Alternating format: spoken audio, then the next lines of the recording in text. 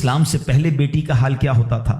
اللہ اکبر، بیٹی کی پیدائش کو شرمندگی سمجھا جاتا تھا. کسی کے یہاں بیٹی پیدا ہو جائے وہ لوگوں کے سامنے آتا نہیں تھا، کئی مہینے تک چہرہ نہیں دکھاتا تھا.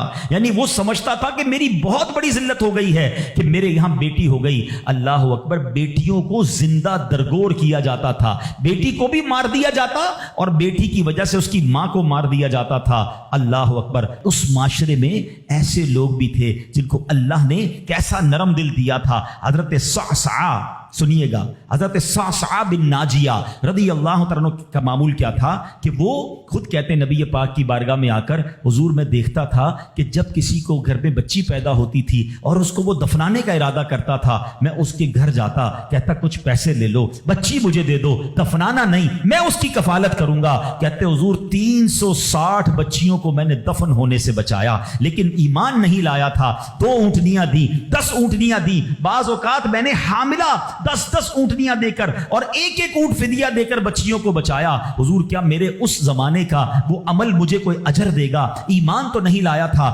مگر یہ نیکی کر کے آیا ہوں. اللہ کے حبیب نے کتنا پیارا جواب دیا، فرمایا اجر تو تمہیں مل گیا نا، تم ایمان لے آئے. دیکھو اس نیکی کے سبب تمہیں اسلام مل گیا. اور سنو، ہم تو یہ کہیں گے صرف اسلام نہیں ملا بلکہ وہ تو صحابی بھی بن گئے. اللہ کے نبی کے دور میں ایمان لے آئے نا، پیارے آقا کی صحبت اختیار کر لی تو اللہ نے ایمان بھی دیا، صحابی بھی بنا دیا.